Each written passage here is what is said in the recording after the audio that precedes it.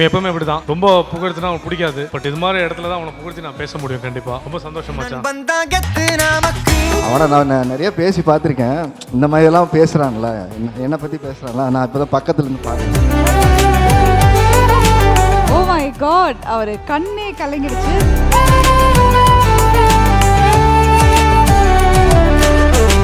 Max Gold Cash for Gold. Call 044 4545 4545. Presents Andaran pre-release event. நானும் அவனும் ஒன்றா சினிமாக்குள்ளே வரணும்னு மாடலிங்கில் ஸ்டார்ட் பண்ணி அப்புறம் அவன் வந்து டிவிக்கு போயிட்டான். அவனுக்கு அப்புறம் ஃபேன்ஸ், கேர்ள்ஸ் ஃபேன்ஸ் எல்லாம் பயங்கரம் ஜாஸ்தி ஆயிடுச்சு. நாங்கள்லாம் வந்து ரேம்ப் வாக் பண்ணணும்னா ஒரு 25,000 ரூபாய்க்கு டிக்கெட் விற்றா தான் வாக் பண்ண முடியும்ட்டாங்க. இவெல்லாம் டிக்கெட் விற்கல. வெற்றி வரும்போது நிறைய கண்ணை கட்டிடும். நம்ம அப்படி நம்மளை பற்றி அப்படி நினைக்கிறாங்க, இப்படி நினைக்கிறாங்க, நம்மலாம் யார் அப்படின்னு நம்மளை சுற்றி சொல்லிக்கிட்டே இருப்பாங்க. இது எல்லாத்தையும் ரிசீவ் பண்ணிக்கலாம். ஆனால் அது உண்மையை நம்பக்கூடாது வாழ்க்கையில். ஏன்னா எதுவுமே நிரந்தரம் இல்லை. யூஸ்வலாக செலிபிரிட்டிங்கிற வார்த்தை இதுக்கு முன்னாடி நம்ம சினிமாவில் நடித்தவங்களுக்காக மட்டும்தான் பயன்படுத்திக்கிட்டு இருந்தோம். ஆனால் அதெல்லாம் உடஞ்சி இன்னைக்கு ஒரு ஃபோன் இருந்தால் போதும், யார் வேணாலும் செலிபிரிட்டி ஆக முடியுங்கிற ஒரு நிலைமை நமக்கு வந்திருக்கு. அப்படின்னா அது ஒரு பெரிய இந்த டிஜிட்டல் ஏரா வந்து நம்ம கொடுத்த வரம். எங்களுக்கெல்லாம் வரும்போது அந்த ஆப்பர்ச்சுனிட்டி இல்லை. நாங்கள் ஒரு கேட் வழியாக தான் போகணும். நிறைய ஆப்பர்ச்சுனிட்டி சீரியல்லாம் வரும்போது போனால் திருப்பி சினிமா கூப்பிட மாட்டாங்களோ, இல்லை இந்த கேரக்டர் பண்ணால் திருப்பி அதே மாதிரி தான் கூப்பிடுவாங்களோ, இப்படிலாம் நிறைய ஒரு ரெஸ்ட்ரிக்ஷன்ஸ் இருந்தது. மைண்ட் பிளாக் இருந்தது. அப்போ கலை கூட அதான் சொல்லிட்டு இருந்தான், செலக்ட் பண்ணி நடிக்கலான்னு வெயிட் பண்ணால் நம்மளை மறந்துடுவாங்களோ அப்படின்னு ஒரு பயம்லாம் இருக்குன்னு சொன்னாங்க. ஏன்னா நமக்கு ஒரு கேப் இன்னைக்கு நிறைய யங்ஸ்டர்ஸ் வந்துகிட்டே இருக்காங்கல்ல. ரஜினி சார் ஒன்று சொல்லுவார், நீங்கள் எத்தனை படம் பண்ணுறீங்கன்னு முக்கியம் இல்லை, படம் பண்ணிக்கிட்டே இருங்க, எந்த படம் ஓடுதுன்னு உங்களுக்கு தெரியாது. எது ஓடுற படம்னு நம்ம யாருக்குமே தெரியாது. ஒரு 4 படம் போயிட்டு இருக்கு. நான் பால்டப்பா, பரத் அண்ட் வேடன் ஒரு சாங் பண்ணியிருக்காரு. ஹன்சியாவும் நானும் ஒரு படம் முடிஞ்சிருச்சு. ஸோ அந்தரனோட ப்ரீ ரிலீஸ் ஈவெண்ட்க்கு வந்திருக்கீங்க. எப்படி இருக்கு? ஒரு கதையின் நாயகனாக உங்க முன்னாடி உட்காந்துட்டு இருக்காரு பிரஜன் அவர்கள். So how to you feel about it? நானும் அவனும் ஒன்றா கரியரை ஸ்டார்ட் பண்ணோம். அங்கேருந்து ஆரம்பித்து திருப்பி இந்த மேடை வரைக்கும் தன்னம்பிக்கையோடு போராடக்கூடிய நிறைய கலைஞர்கள் ரொம்ப முக்கியமான ஒரு ஆள். ஏன்னா எங்களோட நிறைய பேர் அந்த டைமில் நிறைய ஸ்ட்ரகிள் பண்ணி சினிமாக்குள்ளே வரணும்னு மாடலிங்கில் ஸ்டார்ட் பண்ணி அப்புறம் அவன் வந்து டிவிக்கு பக்கம் போயிட்டான். அவனுக்கு அப்புறம் ஃபேன்ஸ், கேர்ள்ஸ் ஃபேன்ஸ் எல்லாம் பயங்கரம் ஜாஸ்தி ஆயிடுச்சு. அப்புறம் இந்த கேர்ள் அங்கேருந்து கேரளாவிலேருந்து ஓடி வந்து இந்த பாயை தூக்கிட்டு போயிடுச்சு. அதனால் இங்கே பல பெண்கள் வந்து ரொம்ப அந்த டைமில் கவலைப்பட்டாங்க. இந்த மாதிரி பல கதைகள் ஓடுச்சு.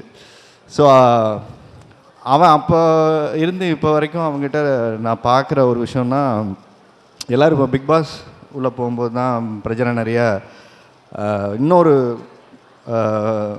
ஃப்ளேவர் ஆஃப் பிரச்சனை பார்த்துருப்பாங்க. பட் எனக்கு அவன் அப்போ இருந்து இப்போ வரைக்கும் உள்ளே போகும்போது எனக்கு ஒன்றும் புதுசாக இல்லை. உள்ளே போய் வாங்கின அடி வந்து ஒய்ஃபுக்கிட்ட அவன் என்னென்னா எல்லாரும் எந்த இடத்துலையும் தன்னை சார்ந்து இருக்கிறவங்களுக்கு கம்ஃபர்டபுளாக வச்சுக்கணும்னு நினைப்பான். அவனுக்கு தேவைங்கிறத விட கூட இருக்கவங்களுக்கு கொஞ்சம் ஓகேவா மச்சான், ஏதாவது ஓகேவா, இல்லை நம்ம பரவாயில்ல, இல்லை ஏதோ பிரச்சனை. ஏன்னா நாங்கள் அங்கேவே பிரச்சனைலாம் ஒரு பெரிய பிரச்சனை இருந்தது. ஃபஸ்ட்டு நாங்கள் ஷோ பண்ணும்போதே இந்த மாதிரி ஒரு ஃபேஷன் ஷோ ஒரு ஸ்டேஜ் போட்டு நாங்கள் வாக் பண்ணோம். அப்போல்லாம் ஃபேஷன் ஷோக்கு நாங்கள்லாம் வரும்போது விமெனுக்கு தான் ரொம்ப இம்பார்ட்டன்ஸு, மென்னுக்கு கிடையாது. நாங்கள்லாம் வந்து அந்த ஷோவில் ரேம்ப் வாக் பண்ணணுன்னா நாங்கள் இத்தனை ரூபாய்க்கு டிக்கெட் விற்கணும். 25,000 ரூபாய்டா அந்த டைமில். ஒரு 25,000 ரூபாய்க்கு டிக்கெட் விற்றா தான் எங்களுக்கு வந்து அந்த ஷோவில் வாக் பண்ண முடியும்ட்டாங்க. ஸோ இவெல்லாம் டிக்கெட் விற்கலை. நான் வெளியூர்லேருந்து வந்து அப்போ ஜிம்மில் வேலை பார்த்துட்டு கை காலை பிடிச்சி டிக்கெட்டை விற்றாச்சு. டிக்கெட்டை விற்காதவங்களாம் ஷோவில் வந்து பார்ட்டிசிபேட் பண்ணக்கூடாதுன்ட்டாங்க. அப்போ எல்லாமே ஸ்ட்ரைக் பண்ணோம். மொத்த ஷோவே நிப்பாட்டிட்டு கேர்ள்ஸு பாய்ஸு எல்லாமே அந்த ஷோ பாய்காட் பண்ணி ஷோவே நாங்கள் நடத்த மாட்டோம், நாங்கள் யாருமே பார்ட்டிசிபேட் பண்ண மாட்டோம்னு ஒன்றா ஒரு ஸ்ட்ரைக் பண்ணி அப்படிலாம் ஒரு முயற்சி பண்ணி அங்கேருந்து ஸ்டார்ட் பண்ணி இங்கே வரைக்கும் ஒரு பெரிய பயணம் அவனுக்கும் எனக்குமானது. இடையில பிக் பாஸ் போகும்போது என்கிட்ட சொல்லாமல் எஸ்கேப்பே ஓடி போயிட்டான். உள்ளே போனதுக்கப்புறம் தான் எனக்கு தெரியும். அவனுக்கு ஒரு வீடியோ அனுப்பும்போது தான் அவனுக்கு ஒரு வீடியோ அனுப்ப வேண்டிய சூழல் வந்திருக்குன்னு எனக்கே தெரியும் வந்து. ஸோ அதுக்கப்புறம் இது போனது எனக்கு தெரியாது. இல்லை, நீங்களே பிக் பாஸ் பற்றி சொன்னதாலும் எனக்கு ஒரு கேள்வி தோணுது. எப்படி இருந்தது அவரை உள்ளே பார்த்த பிறகு? நீங்கள் டைட்டில் வின்னர் அண்ட் அவரோட கேம் எப்படி இருந்ததுன்னு நினைக்கிறீங்க? மாட்டிக்கிட்டே கைப்பில்ல கொஞ்சம் முன்னாடி இப்போ ஒரு வாரத்தை ஃபோன் பண்ணியிருக்கலாம்ல அப்படிங்கிற ஃபீலாக இருந்தது. எல்லோரும் அப்படி தான், நானும் அப்படி தான். உள்ளே போகும்போது நானும் பெருசாக ஷோ பார்த்ததில்லை அந்த டைம்லலாம் வந்து. பட் உள்ளே போயிட்டு வாட் எவர் அந்த ஒரு ஷோ ஒவ்வொருத்தருக்கும் ஒவ்வொரு மாதிரியான பரிணாமத்தை ஏற்படுத்தும், ஒரு பிம்பத்தை ஏற்படுத்தும். இதுதான் அவங்களோ அப்படின்னு நம்ம நம்ப வைக்கும். இதெல்லாமே நடக்கும். ஏன்னா அந்த சூழல்களை நம்ம பேசுகிறதும் நம்ம ரியாக்ட் பண்ணுறதும் மட்டும் வச்சுமே ஒரு ஜட்ஜ்மெண்ட்டுக்கு வருவோம்ல. ஆனால் அதுதான் நம்மன்னு நிறைய இடங்களில் மக்களை நம்ப வைக்கும். அதை தாண்டி நம்ம எல்லாருக்குள்ளேயும் நல்லவன் கெட்டவன் உள்ளுக்குள்ள இருக்க தான் செய்கிறான். ஸோ அதை நம்மளை நாமே திருப்பி பார்த்துக்கிற ஒரு விஷயம் தான். எது சரியோ அதை எடுத்துக்கிறோம், எது தப்போ அதை திருத்திக்கிறோம். ஸோ எனக்கு தெரிஞ்சு அவனுக்கு அந்த மேடை ஒரு சரியான பிளாட்ஃபார்மாக அமைஞ்சிருக்கு. ஏன்னா அவனுக்கு இந்த மாதிரி ஒரு வாய்ப்பை அடுத்தடுத்த கட்டத்துக்கு மக்கள்கிட்ட கொண்டு போய் சேர்க்கறதுக்கு அந்த ஷோ ஒரு பெரிய ஹெல்ப்ஃபுல்லாக இருக்குது. ஏன்னா என்னையும் வந்து மக்கள்கிட்ட கொண்டு போய் சேர்த்த ஒரு ஷோ. ஒரு ரியாலிட்டி ஷோவில் உள்ளே இருந்துட்டு வர்றது சாதாரண விஷயம் கிடையாது. ஒரு இன்டர்வியூ எவ்வளோ நேரம் உட்காந்து பேசலாம், எவ்வளோ நேரம் வேணால் நடிச்சிடலாம். ஆனால் ஒரு ரியாலிட்டி ஷோவில் போயிட்டு நீங்கள் ஒரு 100 நாள் உள்ளே இருந்துட்டு வெளில வர்றதுங்கிறது இருக்குல்ல, அது சாதாரண விஷயம் இல்லை. ஏன்னா கேமராக்கு முன்னாடி நம்ம ஒரு ஸ்கிரிப்டுக்கு நடிச்சிடலாம். ஆனால் எல்லோரும் அங்கே ஸ்கிரிப்டுன்னு நினச்சிட்டு இருக்காங்க. அங்கே ஸ்கிரிப்டே கொடுக்க மாட்டாங்க ராஜா. நம்மளா ஒரு ஸ்கிரிப்டை காலிலேருந்து சாயங்காலத்துக்குள்ளே நடக்கிற நிகழ்வுல நம்ம எழுதிக்கணும். ஸோ அதனால் உள்ளே போய் பட்டை தீட்டிட்டு வந்திருக்காப்புல. தங்கத்தோட காப்பர் சேர்ந்தால் தானே அது வந்து பழப்பழக்கம். அதனால் தலைமை உள்ளே போய் பிக் பாஸில் காப்பர்லாம் சேர்த்துட்டு வந்திருக்காப்புல. அதனால் இந்த படம் மூலியமாக அவருடைய வாழ்க்கை பிரகாசமாக இருக்கும்னு நான் நம்புகிறேன். சூப்பர். அண்ட் அதாவது சினிமாவில் எத்தனையோ படங்கள் நடிச்சிருக்கேன். நீங்கள் அவருக்கு இதை செய்யணும், சினிமாவில் இதை செய்யக்கூடாது அப்படின்னா என்ன சொல்வீங்க? செய்யக்கூடாது எல்லாருக்கும் ஒன்று தான், நேரம் தவறாமை. நம்மளை நம்பி காசு போட்ட ப்ரொடியூசருக்கு கரெக்ட் டைமுக்கு நம்ம போய் செஞ்சு கொடுக்க வேண்டிய விஷயம், அந்த ஒத்துழைப்பு. அதுக்கப்புறம் அவன் எப்போவுமே டிசிப்ளினானால அதெல்லாம் ஒன்றும் பெரிய பிரச்சனை இருக்காது. பட் குறிப்பாக நம்ம வளரும்போது நம்ம செய்யக்கூடிய முக்கியமான விஷயம் என்னென்னா, வெற்றி வரும்போது நமக்கு நம்மளை நிறைய கண்ணை கட்டிடும். அதுதான் உண்மை, இவங்க சொல்கிறது தான் கரெக்டு, நம்ம அப்படி நம்மளை பற்றி அப்படி நினைக்கிறாங்க, இப்படி நினைக்கிறாங்க, நம்மலாம் யார் அப்படின்னு நம்மளை சுற்றி சொல்லிக்கிட்டே இருப்பாங்க. இது எல்லாத்தையும் ரிசீவ் பண்ணிக்கலாம். ஆனால் அது உண்மையை நம்பக்கூடாது வாழ்க்கையில். ஏன்னா எதுவுமே நிரந்தரம் இல்லை. ஸோ அடுத்த கட்ட முயற்சியை நோக்கி ஒவ்வொரு நாளும் ஒவ்வொரு வெற்றி வரும்போது இது பத்தாது, இன்னும் உழைக்கணுங்கிறத ஞாபகம் வச்சுக்கிட்டா போதும். வெற்றி எப்போவுமே நம்ம கூட இருக்கும். ஏன்னா வெற்றிக்காக தான் எல்லாருமே ஓடுறோம். ஸோ இந்த மாதிரி ஒரு மேடை அமையணுங்கிறதுக்காக தான் பல வருஷம் போராட்டம். இந்த மாதிரி ஒரு ப்ரீ ரிலீஸ் ஈவெண்ட் எனக்கு ரொம்ப சந்தோஷம். முதல்ல அதுக்காக தான் வந்தேன் நான். நேற்று நைட்டு தான் ஏதோ டெக்ஸ்ட் பண்ணி போட்டான், நைட்டு 12 மணிக்கே ஏதோ ஒன்று போட்டான் அப்படின்னு சொல்லிட்டு. அவனுக்கு ஃபோன் கூட பண்ணல. என்னடா ப்ரீ ரிலீஸ் ஈவெண்ட்னா என்னடா அப்படின்னு. நான் ஆடியோ லான்ச் தெரியும் என்னடா பண்ணுவீங்க அப்படின்னு கேட்டேன் நான். நீ காலையில் வா ஏன்னா வசமான் கூட்டோன்னே டிஃபன் வச்சு ஏதாவது கல்யாண சாப்பாடு மாதிரி வச்சுருக்காங்க மாதிரி. கல்யாணம் ஆகி 2 குழந்தை வேறு இருக்குது, எதுக்கு இங்கே வசமான் கூப்பிட்டாங்கன்னு நான் யோசிச்சுட்டு இருந்தேன். அப்புறமா இல்லை மச்சான் ப்ரீ ரிலீஸ் ஈவெண்ட் ஒன்று வச்சுருக்கிறோம், நீ வா அப்படின்னா. ஸோ அந்த தான் ஜாலியாக அப்படி மேலே உட்காந்துருக்கவங்களாம் ரூமில் அடைச்சி போட்டோமே, நாங்களாம் ஒன்றா வரிசையாக உட்கார வச்சுருந்தோம். உள்ளே போனால் பரத், நான், கலை எல்லாம் பேசியிருந்தோம். மச்சான் எதுக்குடா நம்மளாம் தனியாக ரூமில் போட்டு அடைச்சி வச்சுருக்காங்க, ஒவ்வொருத்தராக கீழே கூப்பிட்றாங்க, கவுண்ட் டவுன் 1 2 3 அது மாதிரி வரிசையாக ஒவ்வொருத்தரையாக கூப்பிட்டு அடிப்பாங்க பிகின் வுட்ஸில். அதனால் முதல்ல நான் போகிறேன், அவன் 2 பேரும் அதுக்கப்புறம் வந்தாங்கன்னு. அதனால் அவனுக்கு அட்வைஸ் பண்ணுற அளவுக்கு ஒன்றும் இல்லை, அவனே நிறைய அட்வைஸ் வாங்கிட்டு தான் வந்திருக்கான் பிக் பாஸில். அதனால் வாழ்க்கையில் மக்கள் நிறைய அட்வைஸ் கொடுத்துருக்காங்க. ஒரே அட்வைஸ், சிம்பிள் அட்வைஸு, வேலையை கரெக்டாக செய், நல்ல கதையை தேர்வு பண்ணி நடி, அது மட்டும்தான் போதும் சினிமாவில். ஏன்னா மற்றதெல்லாம் நிறைய வாங்கிட்டு தான் வந்திருக்கான், நானும் வாங்கிட்டு தான் வந்திருக்கோம். அதெல்லாம் பஞ்சமே கிடையாது. ஆஹா, அழகாக நீங்களே சொல்லிட்டீங்க. பட் உங்கள் நண்பரை மேடை கூப்பிட்டுடலாமா ப்ளீஸ்? பிஜிஎம் ஏதாவது போட்டு கூப்பிடணுமா? அவனை பிஜிஎம் போட்டுட்டு கூப்பிடலாமா நண்பரை? இல்லை அப்படியே கூப்பிட்டுலாம், அவரே வந்துட்டார்.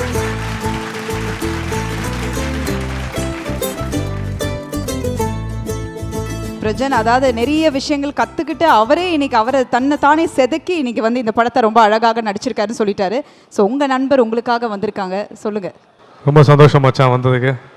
ஆக்சுவலாக பிக் பாஸ் போகிற முன்னாடி எங்கள் கேட்டான், டேய் ஒரு வார்த்தை எங்கிட்ட ஃபோன் அடித்து கேட்கக்கூடாடா, டிப்ஸ் கொடுத்துருப்பேன். அந்த பதட்டத்திலே ஒரு ஃப்ளோலே அப்படியே போயிட்டேன். வந்ததுக்கப்புறம் தான் ஃபோன் அடித்தேன். இப்போ எதுக்கு ஃபோன் பண்ணேன்னு கேட்டேன்.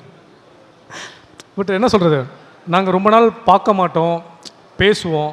வர சொல்கிறேனே, இப்போது இவன் படத்துக்கு எனக்கு மெசேஜ் பண்ணால் போதும், என் படத்தை மெசேஜ் பண்ணால் போதும்.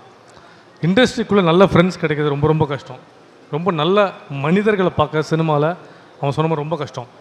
அதில் பார்த்தீங்கன்னா ஹாரி, பரத் ப்ரோ, கலையெல்லாம் எனக்கு பல வருஷமாக தெரியும், நல்ல நண்பர்.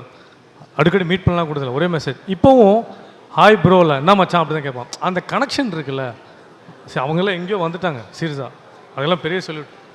ஒரு ரெஸ்பெக்ட்டுக்காக வந்து தோல் கொடுக்குறாங்களே, அதெல்லாம் பெரிய விஷயம். இவன் எப்போவுமே இப்படி தான், ரொம்ப புகழ்த்துனா அவனுக்கு பிடிக்காது. பட் இது மாதிரி இடத்துல தான் அவனை புகழ்த்தி நான் பேச முடியும் கண்டிப்பாக. ரொம்ப சந்தோஷமாச்சான். என்னடா சிரிக்கிறேன்? இல்லை, அவனை நான் நிறைய பேசி பார்த்துருக்கேன். இந்த மாதிரியெல்லாம் பேசுகிறான்ல, என்னை பற்றி பேசுகிறான்ல, நான் இப்போ தான் பக்கத்துலேருந்து பார்க்குறேன். ஓ மை காட், அவர் கண்ணே கலங்கிடுச்சு. ஸோ அழகான ஒரு நட்பு அப்படின்னு நினைக்கிறேன். இல்லை, அவர் சொன்ன மாதிரி தான். ஏன்னா இந்த இண்டஸ்ட்ரி பொறுத்த வரைக்கும் to sustain is not easy. அது நான் நிறைய நடிகர்கிட்ட நான் பேசக்கூடிய ஒரு விஷயமாக இருக்கும். பட் ஆர்யா அவர்கள்கிட்ட முக்கியமாக கேட்கணும், to sustain in this industry is very tough இல்லை? அது எப்படி இருக்குது to sustain in this industry? ரொம்ப டஃப்பான ஒரு விஷயம். இப்போ கூட நானும் கலையெல்லாம் மேலே பேசிகிட்டு இருந்தோம், இண்டஸ்ட்ரி இன்றைக்கி எப்படி இருக்குது, நிறையா ஜென்ரலாக பேசிகிட்டு இருக்கும்போது இன்றைக்கி நிறைய யங்ஸ்டர்ஸ் வந்துட்டாங்க. டைரக்டர்ஸ் நடிக்கிறாங்க, ப்ரொடியூசர்ஸ் நடிக்கிறாங்க, நிறைய ஹீரோஸ் வந்துட்டாங்க.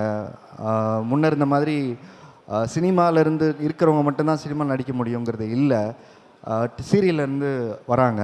அதுக்கப்புறம் இப்போ வந்து வெப் சீரிஸ் வந்துருச்சு. அதுக்கப்புறம் இப்போ வந்து வெர்டிக்கல் வெப் சீரிஸ் வந்துருச்சு. ஸோ அதுக்கு தனியாக கான்டென்ட் ரெடி ஆகுது. அப்படின்னா இன்றைக்கி ஒரு ஃபோன் இருந்தால் போதும். இன்றைக்கி ஒரு பெரிய இன்ஃப்ளூயன்சர், செலிப்ரிட்டினா யூஸ்வலாக செலிப்ரிட்டிங்கிற வார்த்தை இதுக்கு முன்னாடி நம்ம சினிமாவில் நடித்தவங்களுக்காக மட்டும்தான் பயன்படுத்திக்கிட்டு இருந்தோம். ஆனால் அதெல்லாம் உடஞ்சி இன்றைக்கி யார் வேணாலும் செலிப்ரிட்டி ஆக முடியுங்கிற ஒரு நிலைமை நமக்கு வந்திருக்கு. அப்படின்னா அது ஒரு பெரிய இந்த டிஜிட்டல் ஏரா வந்து நம்ம கொடுத்த வரம். இந்த மாதிரியெல்லாம் ஒரு ஆப்பர்ச்சுனிட்டி இருந்ததுன்னா நாங்களாம் பெயிண்ட் மூலிமா எதையாவது ஒன்று பண்ணி என்றைக்கோ இவ்வளோ நாள்லாம் வெயிட் பண்ணிகிட்டு இருந்திருக்க மாட்டோம். ஸோ அந்த ஆப்பர்ச்சுனிட்டிங்கிறது வந்து தெர் இஸ் அ வே. எல்லாத்துக்கும் ஒரு வழி இருக்குல்ல. இப்போ நிறைய வழிகள் இருக்குது.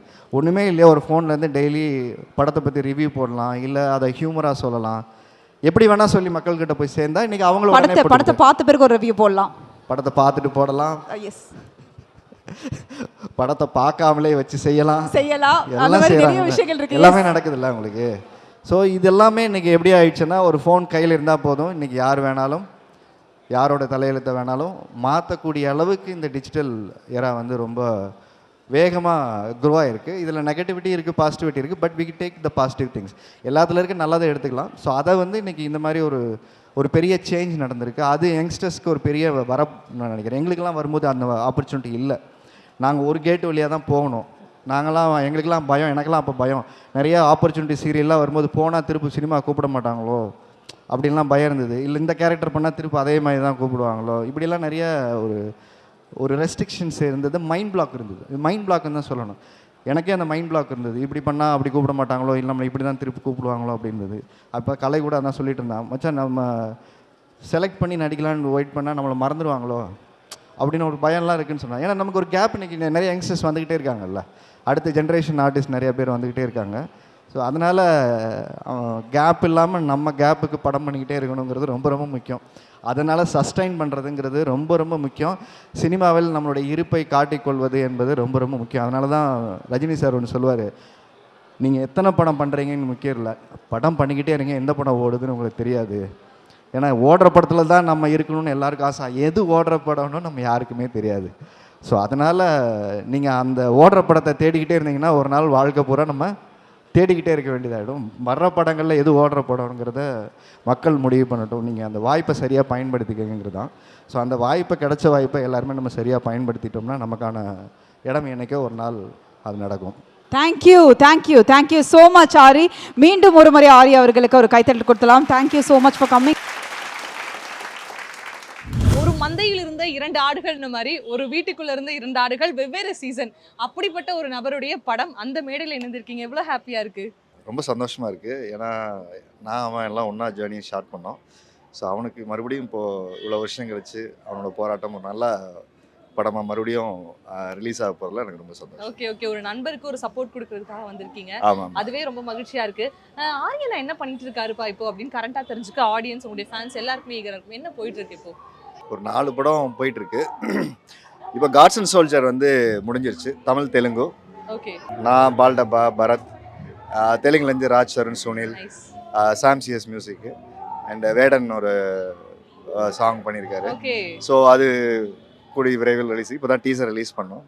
அதுக்கப்புறமா நானும் விமல் ஒரு படம் பண்ணுறோம், சிம்பு தேவன் சார் டைரக்ஷன். ஸோ அதுவும் முடிஞ்சிருச்சு, போஸ்ட் ப்ரொடக்ஷன்ஸ் போயிட்டுருக்கு. அதுக்கப்புறம் ஹன்சிகாவும் நானும் ஒரு படம் முடிஞ்சிருச்சு. ஸோ அது வந்து Ego sir director, 96 producer Nandagopal sir வந்து ஜிப்ரான் மியூசிக்கு. ஸோ இது விமல் படத்துக்கு வந்து இமான் சார் மியூசிக்கு. ஸோ அதுவும் முடிஞ்சிருச்சு, போயிட்டுருக்கு. அதுக்கப்புறம் வந்து நானும் அஞ்சு குறினும் ஒரு படம் பண்ணுறோம். ஸோ அதுவும் இல்ல முடிச்சு அந்த பேக்கெட்ல இருந்து ஏன் கையை எடுக்க மாட்டேறது? ஏன்னா பல்கான அப்டேட்ஸ் வந்து அண்ணா உள்ள வச்சிருக்காரு, எடுத்தா எல்லாம் செதறிடுங்கிறதுக்காக தான், வேற எதுவுமே இல்ல.